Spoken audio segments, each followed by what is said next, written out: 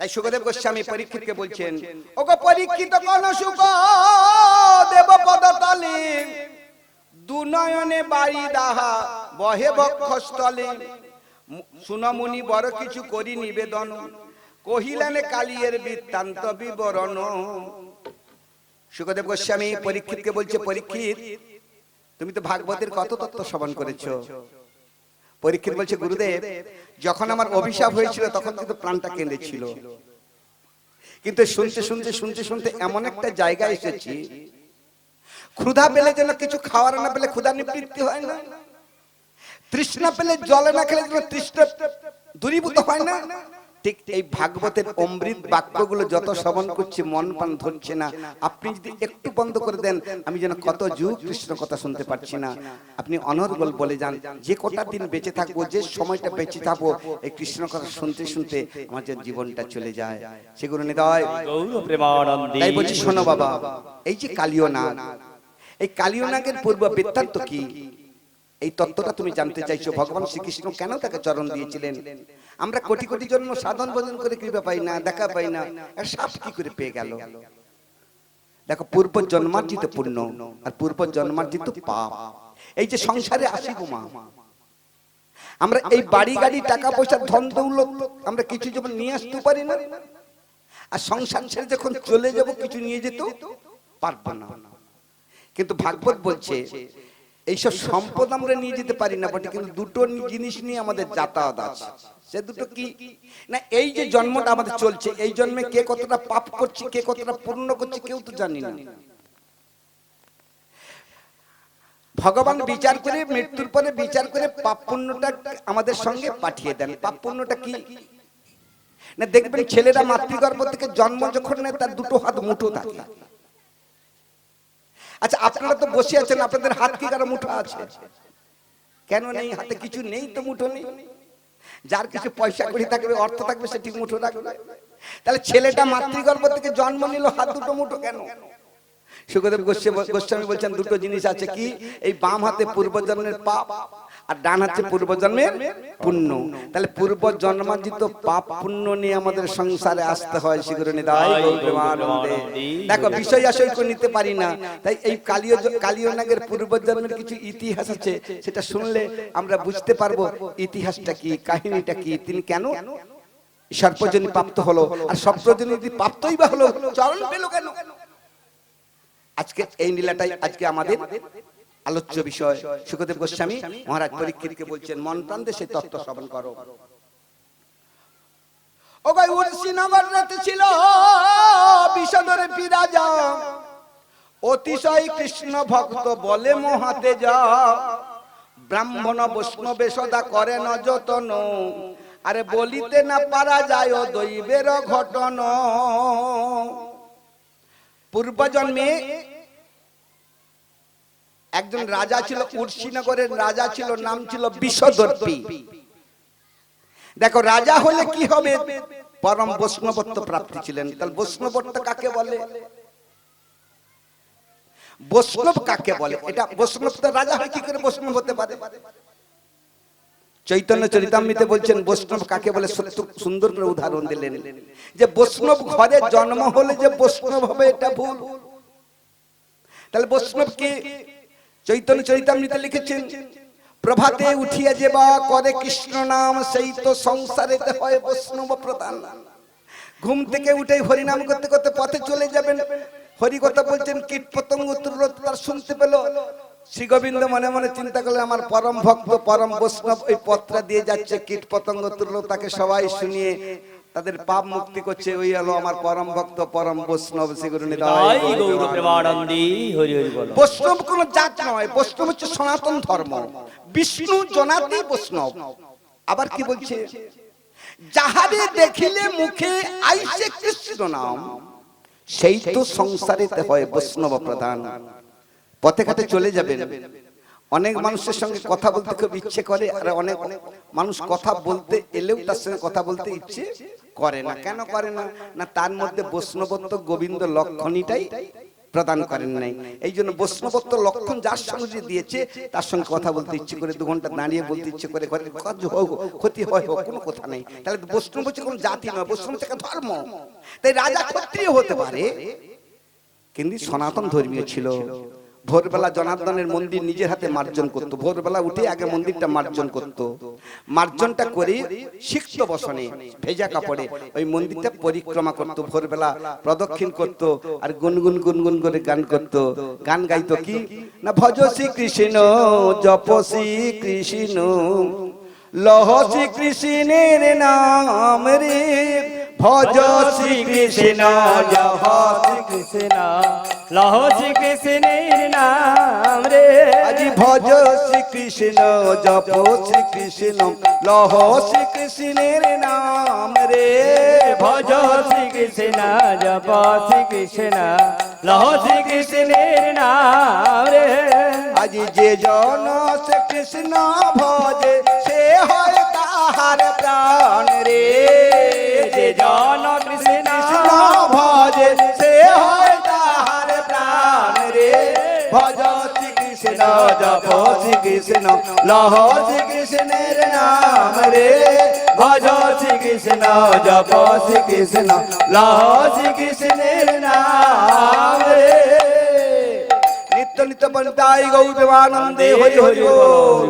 মন্দির পরিক্রমা করি, পুজো অর্চনা সমাপ্তি করি, আবার সমস্ত বসন কুসন করে কৃষ্ণ গোবিন্দের প্রসাদ পেয়ে রাজদরবারে গিয়ে বসতো। এইটা ছিল তার বৈষ্ণব। রাজা হলো বৈষ্ণবত্ব লক্ষণ ছিল, কত কৃষ্ণ ভক্তি। দেখো একদিন একটা দৈবের ঘটনা ঘটে গেল। দৈবের ঘটনাটা কি, একদিন রাজা তার পাত্র মিত্র সবাইকে বলছে, অনেকদিন আমি মৃগয়া করতে যাই নাই, আজকে না আমি মৃগয়া করতে যাব। এই বলে কি করেছে, ওগো সৈন্য সামন্ত নিয়ে মৃগয়ার জন্য বনে গমনে প্রবেশ করিল। আর দৈবের নিবন্ধ দেখো খণ্ডনে না গেল। সৈন্য সামন্ত নিয়ে বনে মৃগয়া করতে গিয়েছে। এখন সেদিন দেখা গেল একটা ঘটনা ঘটছে। ঘটনা কি, সকাল থেকে দুপুর হয়ে গেল, কোনো হরিণ চোখেই পড়ছে না, মারা তো দূরের কথা। ঠিক দুপুরটা গড়িয়েছে, বিকেলটা হয়েছে, এমন সময় পশ্চিম আকাশে মেঘ উঠে প্রচন্ড ঝড় বৃষ্টি, বজ্রপতন, ভূমিকম্প। বনের মধ্যে কে যে কোথায় গেল, রাজা সকলকে ছন্ন ছাড়া হয়েছে। রাজা একটা বৃক্ষতলায় দাঁড়িয়ে দাঁড়িয়ে কোন রকমের বৃষ্টি থামলো, বজ্রপতন থামলো। রাজা মনে মনে চিন্তা করছে, দেখো এই বন থেকে তো আমি বাড়ি ফিরতে হবে, কিন্তু পথ পাচ্ছি না, কোন পথে যাব, কি করি? সৈন্য সামন্তরা কাউকে দেখতে পাচ্ছি না, অন্ধকার ঘনিয়ে আসছে, কি করি? পথের ধারে দাঁড়িয়ে, এই পথের মধ্যে একটা বৃক্ষতলায় দাঁড়িয়ে দাঁড়িয়ে ভাবছি আমি কি করব। খণ্ডনে না গেল, অনতি দূরে একটা জ্যোতির রূপ তখন দর্শন করিল। যেখানটাতে গাছের তলায় দাঁড়িয়েছে সেখান থেকে কিছুটা দূরে একটা জায়গায় যেন একটা বেশ জ্যোতি দেখা যাচ্ছে। রাজা মনে মনে চিন্তা করছে, বাহ, ওই জ্যোতিটা কি হবে? নিশ্চয় কোনো কুটির আছে, কুটিরে হয়তো অন্ধকার ঘনিয়ে আসছে, তো তাদের প্রজ্বলিত প্রদীপ জ্বেলেছে, যাই ওইখানটা চলে যায়। ত্বরান্বিত করে রাজা সেখানেতে গেল। আর অকৈতব্য জিনিস সেখানে তখন দর্শন করিল। সেখানে গিয়ে দেখলো কোনো প্রদীপ জ্বলছে না। সেখানে কি না, বেশ কিছুটা জায়গা জুড়ে হীরা নীলা মণিমুক্ত সোনা দানায় পরিপূর্ণ হয়ে পড়ে আছে। সেখানে হীরা নীলা মণিমুক্ত পড়ে আছে। সূর্য অস্তাচলের পথে তার যে একটা রশ্মি পড়েছে, তাতে ওইগুলো জ্যোতি। রাজা মনে মনে চিন্তা করলো, ভগবান যখন যা করে মঙ্গলের জন্য করে, ভগবান কোনোদিন কারো অমঙ্গল করে না। হ্যাঁ, দেখো দেখো দেখো, সবাই বলে না 7 রাজার ধন 1 মানিক। 7টা রাজার ঘরে যে আছে একটা মানিকের সমতুল্য হয় না, আর সেই মানিক এখানে ছড়াছড়ি পড়ে আছে। তাহলে আজ মৃগয় যে মিলল না গোবিন্দের দান, এই যে ঝড় বৃষ্টি ওই সৈন্য সামন্ত চলে গেল, এটাও গোবিন্দের কৃপা। একা আছি, এত সোনা দানা মাঝখানে পড়ে থাকবে কেন? গায়ের উত্তরীটা ফেলে দিয়ে সব সোনা দানাকে বেঁধে নিয়ে আমি রাজপ্রাসাদে চলে যাব, আমি একাচ্ছত্রের রাজা হয়ে যাব। সেগুলো তাই গৌর প্রেমানন্দে হরি হরি বল। মনের মধ্যে রাজা তখন আনন্দে মাতিল। গাত্র হইতে উত্তরী তখন ভূমিতে পাতি দিলাম। দুটো হস্ত দিয়ে যখন কোড়া বারে গেল, বিষদর্পী বিষদর্পী বলে কে যেন দৈব বাণীতে ডাকিতে উঠিল। এই যে সোনাদানা মণিমাণিক্যকে কুড়াতে যাচ্ছে, কে ডাক দিচ্ছে? বিষদর্পী। এই যে ডাক দিচ্ছে, চমকেছে, মনে মনে চিন্তা করছে কে ডাকলো। চতুর্দিকে তাকিয়ে দেখলো কাকে দেখতে পাচ্ছে না। মনে মনে একটা ভয় আসছে, হ্যাঁ আমি তো কোনোদিন কারো জিনিসে হাত দেই না, তাই পরের ধন হয়তো নিতে যাচ্ছি, তাই হয়তো আমার মনের একটা আতঙ্ক, পরের জিনিস নিচ্ছি তো পড়ে আছে যেন কারো একটা বস্তু, এই জন্য মনটা যাচ্ছে কাউকে যখন দেখতে পাচ্ছি না আমি কুড়িয়ে নিই। ওগো পুনর্বারে যখন কুড়া বারে আজি গেল, আরে বিষদর্পী বিষদর্পী রাজা বলে কে যেন ডাকিয়া উঠিল। দেখো আগের বারে শুধু বিষদর্পী বলেছিল, এবারে বিষদর্পী রাজা বলে বলেছে। দৈব বাণী শুনে রাজা চমকি উঠিল। আমার নাম এ বনের মধ্যে কার জানা ছিল, আমার নাম ধরে ডাকিল। আমি যে বিষদর্পী রাজা, কে জানে বনের মধ্যে, আমি কি রাজ পোশাক পরে আছি নাকি? চতুর্দিকে তাকাচ্ছে, চতুর্দিকে তাকাতে তাকাতে দেখলো একটা বৃক্ষ তলায় একটা লতা পাতার কুঁড়ে ঘর, লতা পাতার, তার ভিতরে এক মুনিবর বসে আছে, জরা ব্যাধিগ্রস্ত, সর্বাঙ্গ কুষ্ঠ ব্যাধি হচ্ছে, রক্তপুঞ্জ হচ্ছে। বলে কি ব্যাপার, এই মুনিটাই ডাক দিয়েছে? আচ্ছা কাছে যাই। মুনির কাছে গিয়ে মুনির চরণে প্রণাম করলেন। নমো ব্রহ্মণ্য দেবায় গোবম্বন হিতায় চু জগদ্ধিতায় শ্রীকৃষ্ণায় গোবিন্দায় নমো নমো। চরণ তলে রাজা যখন প্রণাম জানাইল, আরে বিষদর্পী বলে তখন বলিয়া উঠিল। বলে বিষদর্পী, তুমি অপরের ধন হরণ করছো, এটা চুরি করা হয় বোঝো না? অপরের ধন বলতে না ওই সোনাদানা মণিমাণিক্য রত্নগুলো যে পড়ে আছে আমার না, তুমি তো মুনি, তোমার ঋষি, তোমার এত সোনাদানা কি হবে? বলে ওগুলোই তো গোবিন্দের দান, আমাকে দিয়েছেন। না কেন দিয়েছে? না এই যে জরা ব্যাধিগ্রস্ত কুষ্ঠ ব্যাধি হয়ে পড়ে আছে, আমার সর্বাঙ্গ দিয়ে রক্তপুঞ্জ হচ্ছে, ফুলকাগুলো কিলকিল করছে।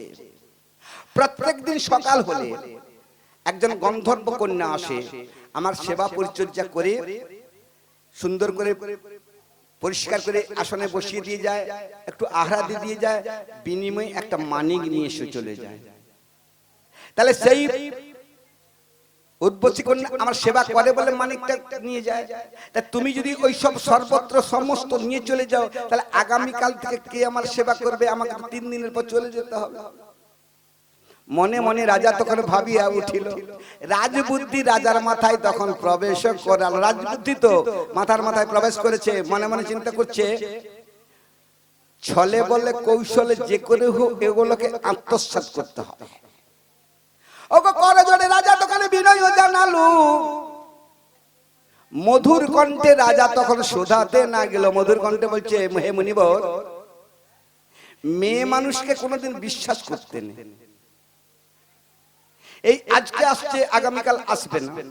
তোমার সেবা পরিচর্যা কি করবে? কে করবে তোমার সেবা পরিচর্যা? আমি রাজা, আমি এই উর্শীনগরের রাজা, আমি কথা দিচ্ছি। ওই সোনাদানা মণিমাণিক্য যদি আমাকে দিয়ে দাও, আমি তোমাকে রাজবাড়ির একটা বাগানে রেখে, কুটির বেঁধে সেখানে রেখে তোমার নিত্য সেবা পরিচর্যা করব, তোমার কোনো কষ্ট দুঃখ তোমাকে দেব না। বিনিময়ে তোমার সোনাদানা মণিমাণিক্য ওই রত্নগুলো আমায় দিয়ে দিতে হবে। মুনিবর মনে মনে চিন্তা করলো, কথাটা তো খারাপ বলে নেই, আজকে মেয়েটা আসছে, আগামীকাল আসবে না, তাহলে আমার দেখবে কে? তাহলে ওর চাইতে রাজা যখন দায়িত্ব নিচ্ছে, ঠিক আছে ঠিক আছে, তোমার দায়িত্ব নেবে তো? বলে নেব। এই বলে কথা দেওয়া হয়ে গেল। আর দেখিতে সেদিন রাত্রিটা কেটে গেল। যেমনি সকাল হয়েছে, সোনাদানা মণিমাণিক্য পুটলিটা বেঁধেছে, আর সেই জরা ব্যস্ত সেই কুষ্ঠ ব্যাধিকে কাঁধে নিয়েছে। ওগো বহু কষ্ট করে তখন রাজপ্রাসাদে নিয়ে গেল। রাজবাড়ির পিছনের বাগানে একটা কুটির বেঁধে তারে বসবাস করবার জন্য তারে সেখানে দিল। রাজবাড়ির পেছনে একটা বাগান বাড়ি ছিল, সেই বাগান বাড়িতে একটা কুটির বেঁধে সেই বাগানে তাকে বাস করতে দিলেন। এবার রাজকর্মচারীদের বলছে, দেখো দেখো দেখো, এই বনে একে বাস করতে দিলাম, এর সেবা পরিচর্যা যে করবে তার দ্বিগুণ মাইনেটা বাড়িয়ে দেবো, কিন্তু সেবা পরিচর্যা কে কে করবে বলো? অনেক কর্মচারী এসে বলছে, ঠিক আছে ঠিক আছে, আমাদের দুঃখের সংসার, কেন করব না, অর্থ বেশি পয়সা কেন করব না। বলে দেখো সমস্ত দায় ভার দিতে, বলে নেব। এই দায় ভার নিয়ে ওগো নিত্য নিত্য মুনিবরের সেবা করিতে না গেলু। রাজা গিয়ে বারে বারে মুনিকে এবার শুধাতে না গেল। দু চার দিন চলে গেল, রাজা গিয়ে বলছে, হে মুনিবর, আপনার না সেবা পরিচর্যা খুব ভালো, হ্যাঁ, ফল টল আহার আদি খুব ভালো দিচ্ছে, কোনো অসুবিধার কিছু নেই, বেশ মনের আনন্দ আছে। এইভাবে বেশ কিছুদিন কেটে গেল। দৈবের নিবন্ধ কবু খণ্ডনে না যায়। একদিন রাজা বসে বসে চিন্তা যে করয়। বেশ কিছুদিন চলে যাওয়ার পর রাজা বলছে, আর রাজকার্য ভালো লাগছে না, আমি এবার তীর্থ পর্যটনে যাই। এইবারে তীর্থ পর্যটনে যাবে আয়োজন করেছে। কর্মচারীদের বলছে, দেখো আমি তীর্থ পর্যটনে যাচ্ছি, এই মুনিবরের সেবার জন্য কোনো ত্রুটি না হয়, আমি এসে না তোমাদের আরো দ্বিগুণ করে মাইনাটা বাড়িয়ে দেবো, আমি তীর্থ পর্যটন করে এসে। বলে, ঠিক আছে মহারাজ, তোমার কোনো ভয় নেই, তুমি শান্তি মনে যাও। ওগো শান্তি মনে রাজা তীর্থ পর্যটনে গেল। দৈবের নিয়তির কেবল কেহ খণ্ডাতে না পারিল, নিয়তিকে না বাধ্যতে, নিয়তিকে তো খণ্ডানো গেল না। এইবার দেখো মুনির আস্তে আস্তে করে সেবা পরিচর্যা হ্রাস পাচ্ছে। কেন পাচ্ছে?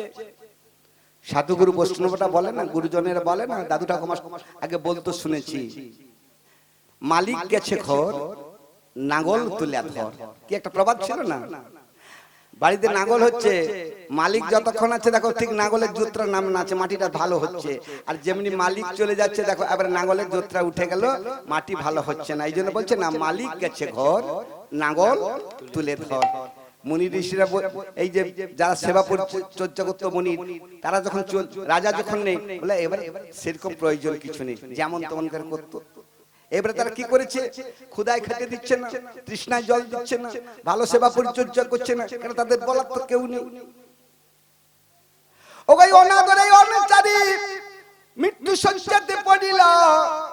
গোবিন্দের বিচারশালায় বিচারে দিয়ে বৈষ্ণব ওই মুনিবর তখন দেহ রক্ষা কইলা নিরায় গৌরমানন্দে। দেখো রাজা নেই, সুসময়ে দুটো খেতে দিচ্ছে না, জল দিচ্ছে না, অনাহারে অনিদ্রা থাকতে থাকতে থাকতে শয্যাতে মৃত্যুবরণ করেছে, আর সেবা করছে না। কিছুদিন পরে রাজা যখন ফিরিয়ে আসিল, রাজদরবারে বসে তাদের কর্মচারীদের ডেকে এবারে শুধাতে না গেল। বলছে, কিরে তোদের উপরে যে মুনি দায়িত্ব দিয়ে গেছিলাম, সেবা পরিচর্যা করছিস তো? সবাই বলছে, মহারাজ সেবা তো করছিলাম, আপনার যাওয়ার কিছুদিন পরে না তিনি স্বর্গপ্রাপ্তি হয়েছেন। আর যেমনি বলেছে রাজা দুটো হাত তুলে, ও আপদে গেছে বলে রাজা তখন বাহু বিস্তারিল, আর সঙ্গে সঙ্গে শিরপীড়া ব্যাধি রাজার মস্তকে হইল। এই তখন বলছে আপদ গেছে, মানে আপনার সেবা পরিচর্যা করতে হবে না, শোনা দানা মনি মানিক আমার সব দেখে গেল, তাহলে আপদ চলে গেছে, এই জন্য আপদ গেছে। আর বলার সঙ্গে সঙ্গে মাথার যন্ত্রণা, শিরপীড়া ব্যাধি শুরু হয়ে গেল। সমবেত ভক্ত মণ্ডলী, দেখো এই কথাটা শাস্ত্রের মধ্যে প্রমাণ করছে কেন? এখনকার ছেলে মেয়েরা, ছেলে বৌমারা না বৃদ্ধ পিতামাতাকে এইরকম চোখে দেখে। হ্যাঁ, দেখো কত অনাদরে, কত এই ফেলে রেখেছে, তাদের কথা বলবার মতো শক্তি নেই, কত তাদের অশান্তিতে তারা ভুগছে বৃদ্ধ বয়সে, না পাচ্ছে একটু সেবা পেতে, না পাচ্ছে একটু জল, না পাচ্ছে ভালোভাবে শুতে, না পাচ্ছে একটু ঔষধ, কি কষ্টে জীবিকা কাটাচ্ছে। অথচ দেখো সেই ছেলে মেয়েদেরকে মানুষ করবার জন্য পিতামাতা কিনা কষ্ট করেছে। তাহলে এই দেখো এই গ্রন্থ দিয়ে ভাগবতের দ্বারা তাদেরকে শিক্ষাদান করছে যে দেখো কাউকে ঠকাতে গেলে নিজেকে আগে ঠকতে হবে, সেটা কোন সময়? পরে। এই জন্য বলে না, তাল গাছের নিচের বাগলা খসে, উপর বাগলা হাসে। আর এই নিচের বাগলাটা খসছে আর উপর বাগলাটা হাসছে, তখন এই বাগলাটা কি করছে? আস্তে একটা পাক খাচ্ছে। তো এই জন্য বলছে না, নিচের বাগলা খসে, উপর বাগলা হাসে। আর এ তখন ঘুরতে ঘুরতে মুখটা তুলে বলছে, তোরও একদিন আছে। কি এই যে ঘুরে ঘুরে বাগলাটা পড়ছে, সে উপর দিকে মুখটা তুলে বলছে, বলছে হাসছিস তো, তোরও একদিন আসবে, তোর এই আমার মতো তোকে খসে পড়তে হবে। সেখানে দাওয়াই গৌর মানন্দে। তাহলে এখানে কিটা হলো? এই আপদ গেছে বলার সঙ্গে সঙ্গে মাথা যন্ত্রণা।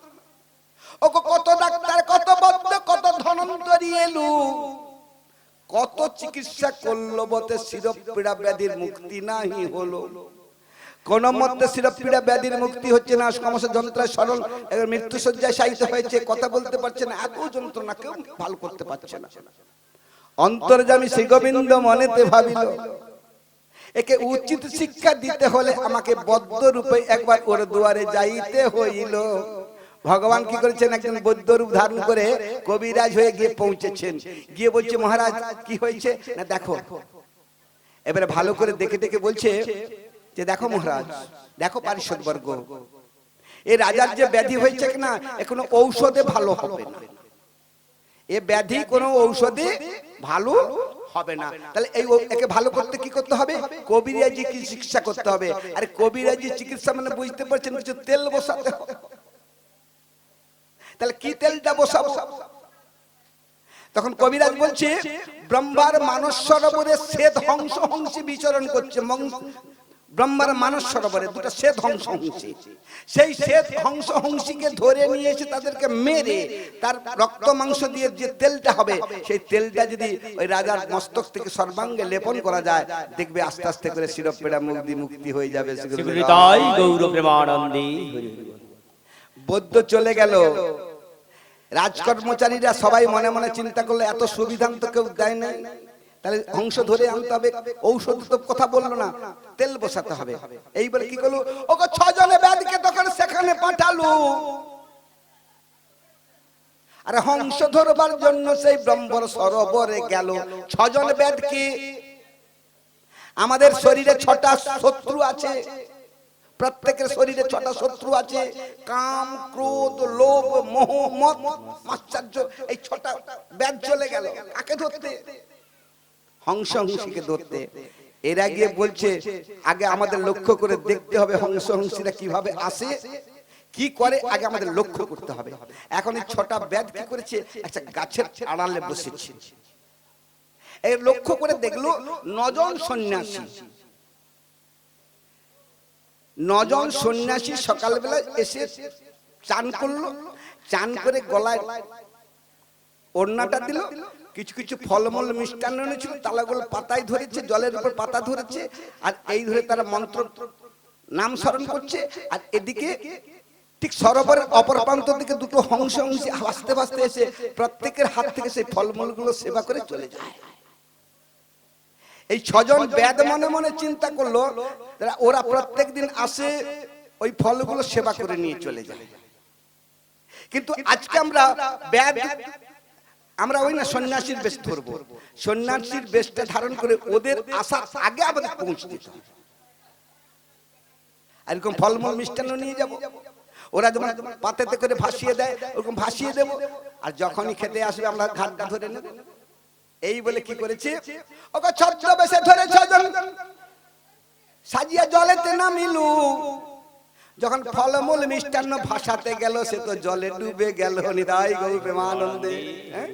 দেখো জলে ডুবে যাচ্ছে, কেন জলে ডুবে যাচ্ছে বলো তো? এই ভাসানোর মধ্যে কোনো ভক্তি নেই। এই জন্য বলে না, ভক্তি না হলে কোনো কিছু পাওয়া যাবে না।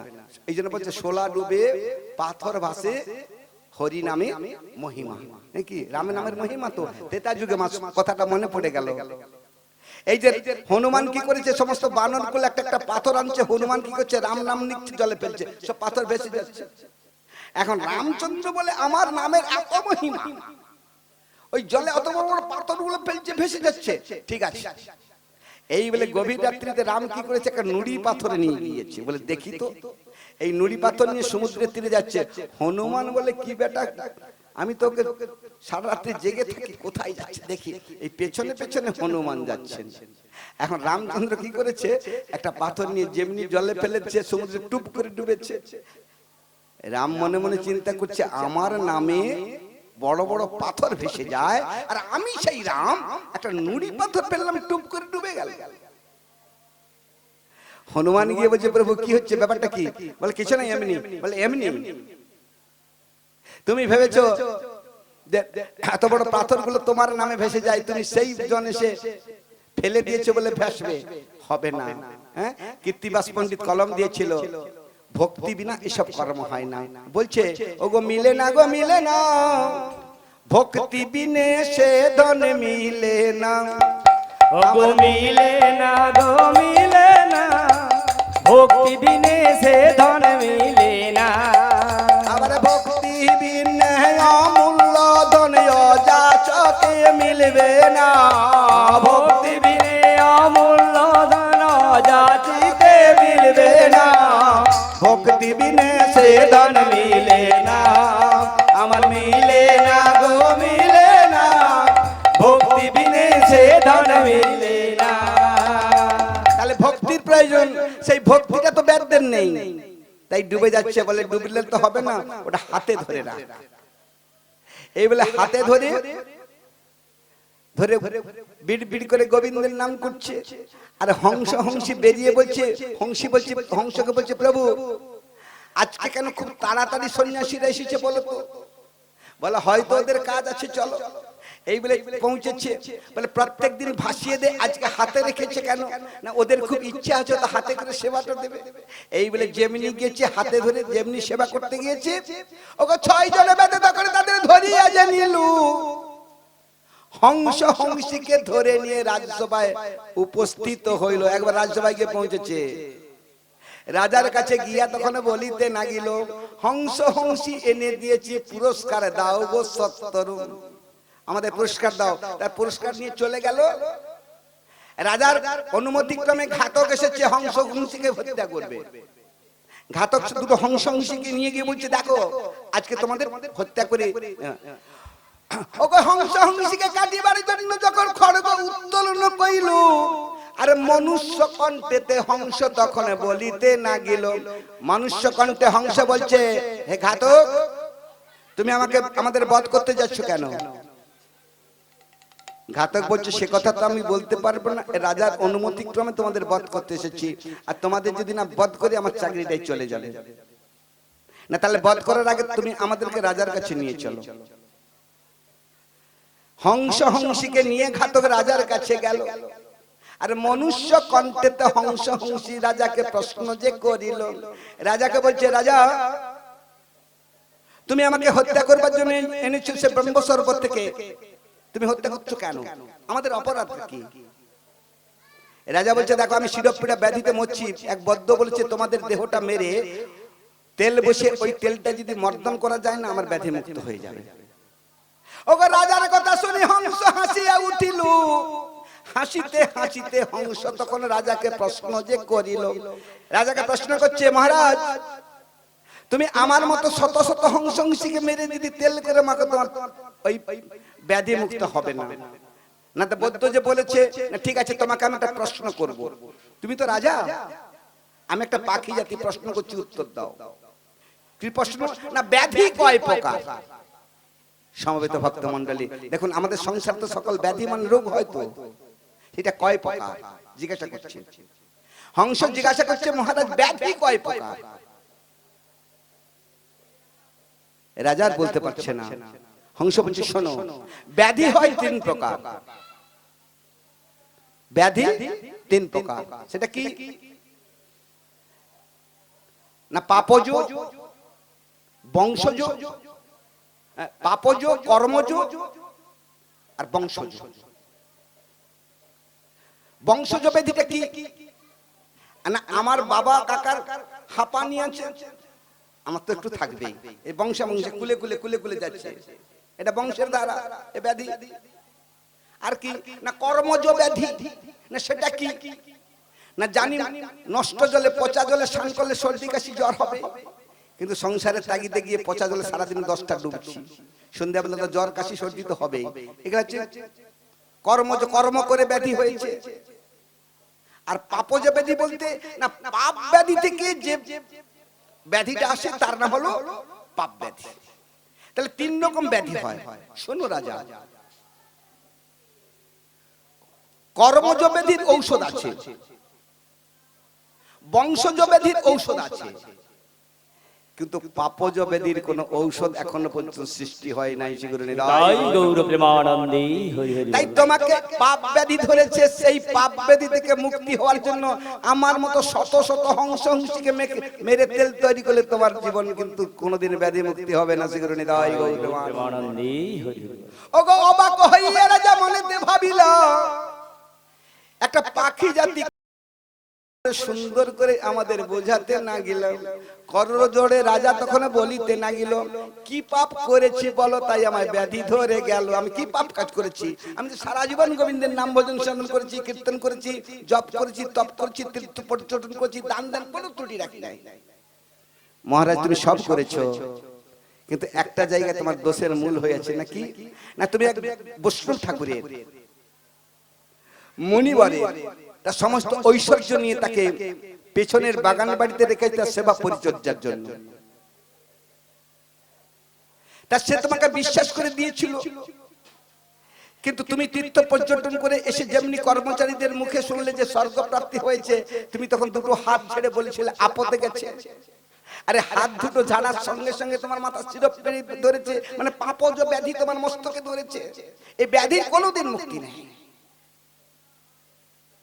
হংসের কথা শুনে রাজা চমকে উঠিল।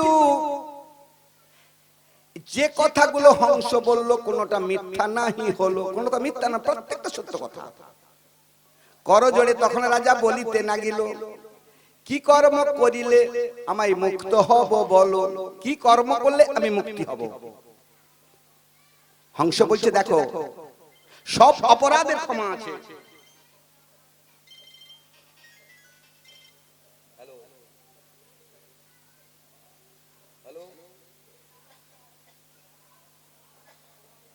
কে বলছেন 8 ঘন্টা পরে করুন, আমি এখন পাঠে আছি, 8 ঘন্টা পরে করুন। শ্রীগুরু নিতাই গৌর প্রেমানন্দে হরি হরি বলো। ওরে ও মনে রসনা, দিন গেল দিন বন্ধু বলে তারে একবারে ডাকলি না।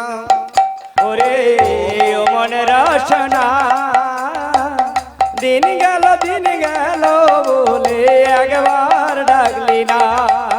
ওরে ও মন রসনা, দিন গেল দিন বন্ধু বলে তারে একবারে ডাকলি না।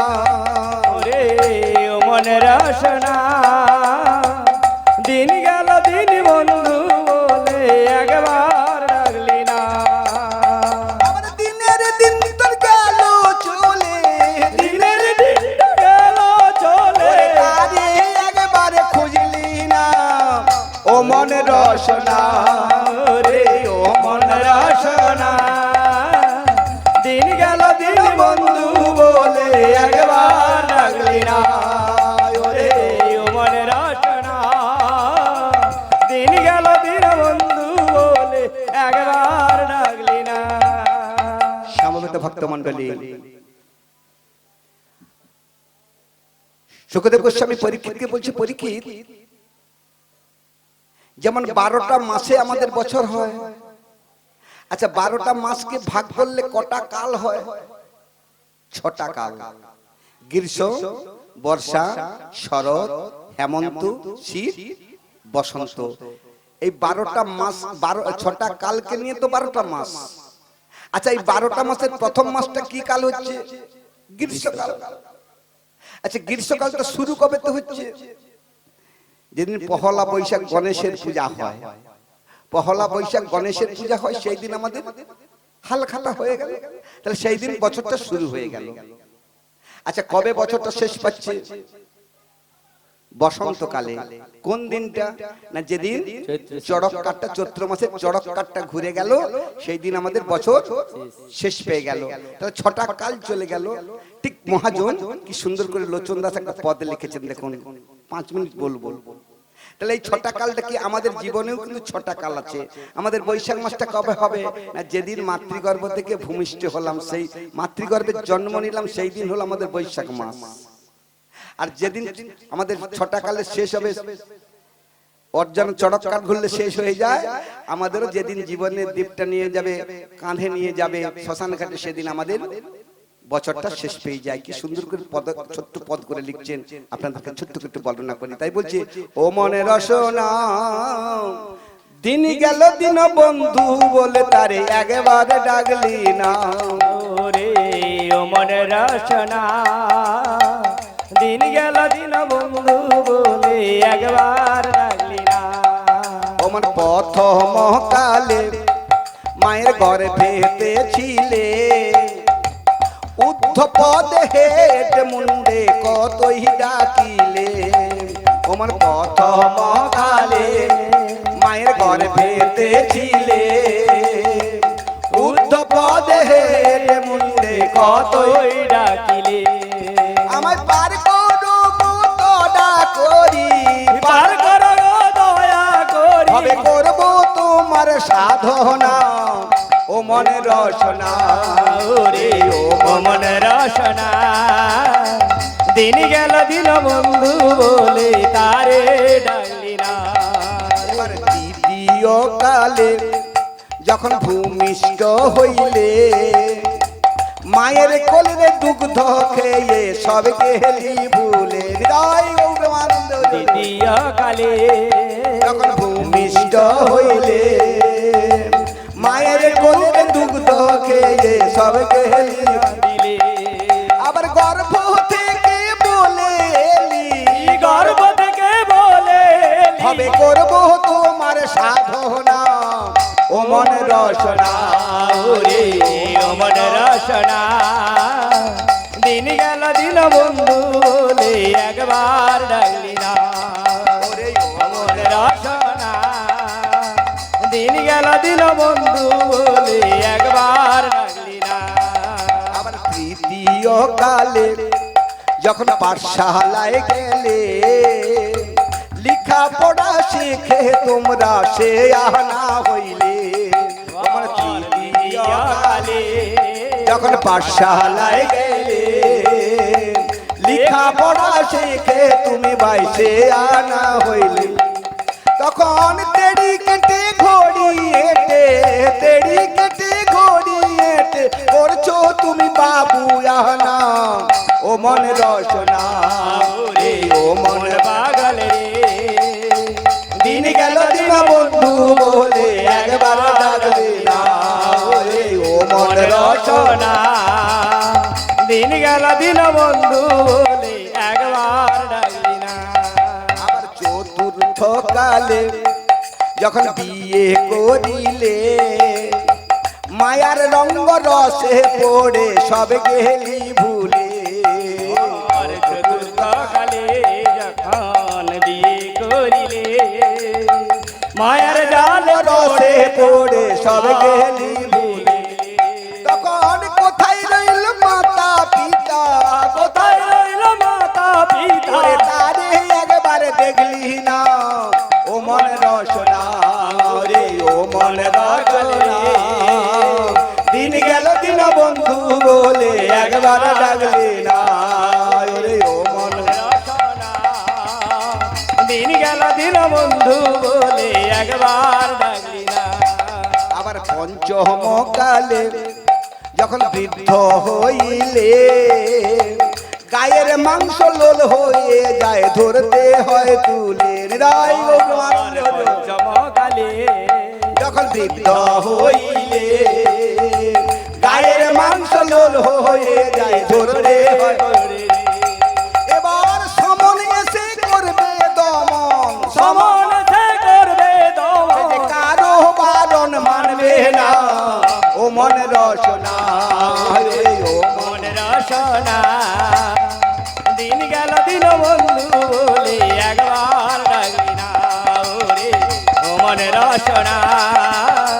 দিন গেল দিন বন্ধু বলে একবার ডাকলি না আবার ষষ্ঠ কালে যখন সংসার ছাড়িলে চারজনাতে কাঁধে নয়ে যাবে হরি বল বলে আবার ষষ্ঠম কালে যখন সংসার ছাড়িলে চারজনাতে কাঁধে নয়ে যাবে হরি বল বল আবার শ্মশান ঘাটে নিয়ে গিয়ে শ্মশান ঘাটে দিয়ে ওরে দিবে বাঁশের খুঁচনা ও মন রসনা ওরে ও মন রসনা দিন গেল দিন বন্ধু বলে একবার ডাকলি না ওরে দিন গেল দিন বন্ধু বলে দিন গেল দিন বন্ধু বলে তারে একবার ডাকলি না ও মন রসনা রে ও মন রসনা দিন গেল দিন বন্ধু বলে একবার ডাকলি না রসনা দিন গেল দিন বন্ধু একবার লাগলি না। হংস মনুষ্য কণ্ঠে বলছে, মহারাজ তোমাকে পাপ ব্যাধি ধরেছে।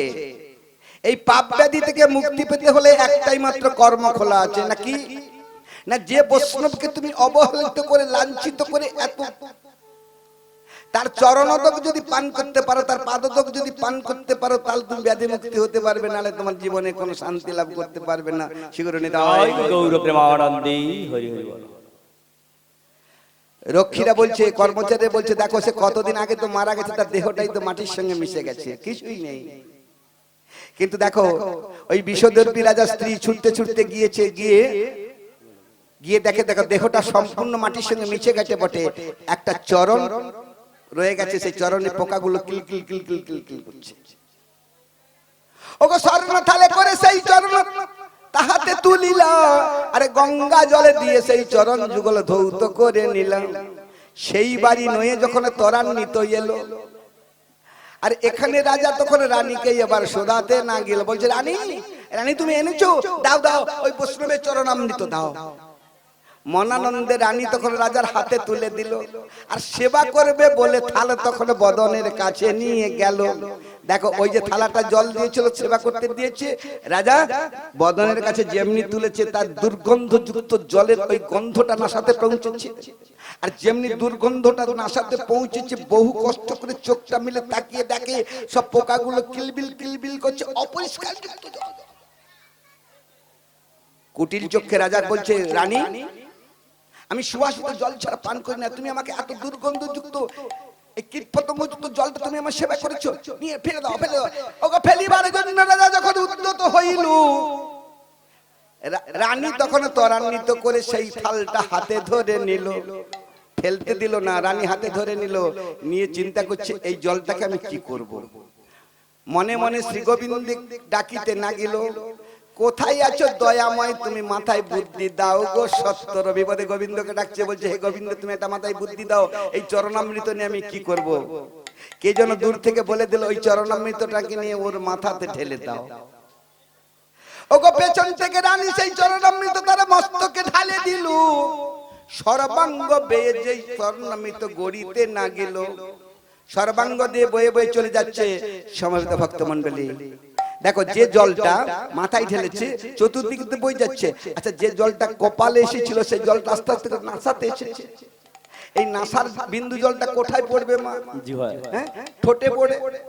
দেখবেন ঠোঁটে যেমনি কারো কিছু যদি ঠোঁটে কিছু পড়ে, সঙ্গে সঙ্গে আপনার জিহাট আছে ঠোঁটে বেরিয়ে যায়, বলতে কিছু হয় না। যেমনি মাথার জলটা নাসিকাতে পড়লো, নাসিকা থেকে ওষ্ঠাধারে পড়েছে, আর যেমনি ওষ্ঠাধারে পড়েছে সঙ্গে সঙ্গে জিহ্বাটা বেরিয়ে আস্বাদনটা করেছে। আর যেমনি আস্বাদন হয়ে গেল, ওগো কোথা হইতে শিরোপেরা ব্যাধি দূরে গেল। আরে হরি বলে বলে রাজা তখন নাচিয়া উঠিল, তাই গৌর প্রেমানন্দে হরি হরি বল। তাহলে ওষ্ঠাধারে আস্বাদন করার সঙ্গে সঙ্গে শিরোপেরা ব্যাধিটা মুক্ত হয়ে গেল। তাকিয়ে দেখলো সেই হংসটাকে দেখতে পাচ্ছে না। দৈববাণী বলছে, হে বিষদর্পী রাজা, তুমি যেমন কর্ম করলে কর্মের ভুলও করলে, তুমি বৈষ্ণবের পাদতকে ঘৃণা করেছো, অবহেলা করেছো, লাঞ্ছিত করেছো, অপমানিত করেছো। এই জন্য তোমার আর কোনোদিন মানব জন্ম হবে না, তোমাকে সর্বজনী প্রাপ্ত হতে হবে। দেখো বৈষ্ণব অপরাধ কত বড় অপরাধ, চরণদক্ষে অপরাধ করছে বলে অভিশাপ দিলে তোমাকে সর্বজনী প্রাপ্ত হতে হবে। আর গোবিন্দের চরণামৃতকে তুমি মস্তকে ধারণ করেছো বলে, এই পুণ্যটুকু আছে বলে শ্রী গোবিন্দ তোমার মস্তকে চরণ দিয়ে, চরণ চিহ্নটা দিয়ে তোমার বংশানুক্রমে সবাইকে বাঁচিয়ে দেবে। এইটাই হলো তোমার পূর্বজন্মের কর্মফল। শ্রীগুরু নিতাই গৌর প্রেমানন্দে হরি হরি বল। তাই সুখদেব গোস্বামী মহারাজ পরীক্ষিতকে বলছে, শুনলে তো রাজা? তখন বলছে, শুনলে তো? তাহলে সেই বিষদর্পী রাজাই ছিল দাপর যুগে, এই কালীয় নাগ হয়েছিল, যে কালীয় নাগকে নন্দসুত কৃষ্ণ তাকে দমন করেছিলেন, যে কালীয় নাগকে রমণ দ্বীপে পাঠিয়েছিলেন, যে কালীয় নাগকে কত শাস্তি সাধনা দিয়েছিল। তাই হে মহারাজ, পরীক্ষিতকে বলছে পরীক্ষিত দেখো, তাহলে এমন জন্ম করে যেমন পাপ করেছিল বলে আর মানব জন্ম পেল না, তাকে সর্বজনী প্রাপ্ত হতে হলো। আর ওই চরণোদকটাকে মাথায় ধরেছিল বলে কৃপা প্রার্থী হয়ে গেল, তাই গোবিন্দের শ্রীচরণ লাভ করে গেল। তা তেমনি তোমার অভিশপ্ত জীবন, তুমি যদি এক মনে এক ধ্যানে এক চিত্তেই ভাগবত তত্ত্ব শ্রবণ করে যাও, এই ভাগবত রূপ কৃপা হয়ে তোমার মস্তকে ধারণ করে তুমি যেন ব্রহ্মসাপ থেকে মুক্তি পেয়ে যাবে। আর অধুনা কলিযুগে যতদিন চন্দ্র সূর্য থাকবে, নদীতে জোয়ার ভাটা থাকবে, এই শ্রীমদ ভাগবত গ্রন্থ এই 18,000 শ্লোক যে ভক্ত শ্রবণ করবে, তুমিও যেমন শান্তি লাভ করতে পারবে, সেও শান্তি লাভ করে গোবিন্দ আশ্রিত হতে পারবে। সেগুলো নিতাই গৌর প্রেমানন্দে হরি হরি বল। তাই সুখদেব গোস্বামী মহারাজ পরীক্ষিতকে বলছে, পরীক্ষিত দেখলে তো বাবা, তাহলে অত বড় সাপ যদি গোবিন্দের কৃপা সান্নিধ্য লাভ করতে পারে, চরণ লাভ করতে পারে, তা তুমি ভাগবত শ্রবণ করে তুমি কেন এই অভিশাপ থেকে মুক্তি পেয়ে গোবিন্দ আশ্রিত হতে পারবে না? এক মনে এক ধ্যানে এক চিত্তে এই ভাগবত শ্রবণ করো, দেখবে তোমার সকল কিছু দূরীভূত হয়ে গোবিন্দ আশ্রিত হতে পারবে। তাই সুখদেব গোস্বামী মহারাজ পরীক্ষিতকে বলছে, মন প্রাণদের সবগ্রতায় বলছে, ওগো ভাগবতের দশমেতে কালিয়ের রাস্তা জানো, যেই জন শুনে তারে না হয় অধর্ম, শিক্ষা দিয়েছেন যিনি তাহার আজ্ঞায়, আর রচিল যে বেনি মাধব সরল ভাষায়, এইখানে রহিল শ্রীমদ ভাগবত লহরি, আর পরিণীত বদনে বলুন নিতাই গৌর হরি। নারায়ণ পরাক্ষর নারায়ণ পরবেদ, নারায়ণ পরামুক্তি নারায়ণ পরাগতি, রাম নারায়ণ তো মুকুন্দ মধুসূদন, কৃষ্ণ কেশব কংসারে হরে বৈকুণ্ঠ বামন, হরে মুরারে মুরগৈট ভারে গোপাল গোবিন্দ মুকুন্দ সৌরে, যোগ্রেশ নারায়ণ কৃষ্ণ বিষ্ণু নিরাশ্রয় মং জগদীশ রক্ষম, হরে কৃষ্ণ কৃষ্ণ কৃষ্ণ হরে হরে, হরে রাম রাম রাম হরে হরে, পাপা হঙ্গ পাপ করমা হঙ্গ পাপাদমা পাপ সম্ভব, ত্রাহিমাং পুণ্ডরিকাক্ষং সর্ব পাপ হরে হরে, শ্বেতাং নিত্যং চিন্তয়ং নিতাই গৌর প্রেমানন্দে।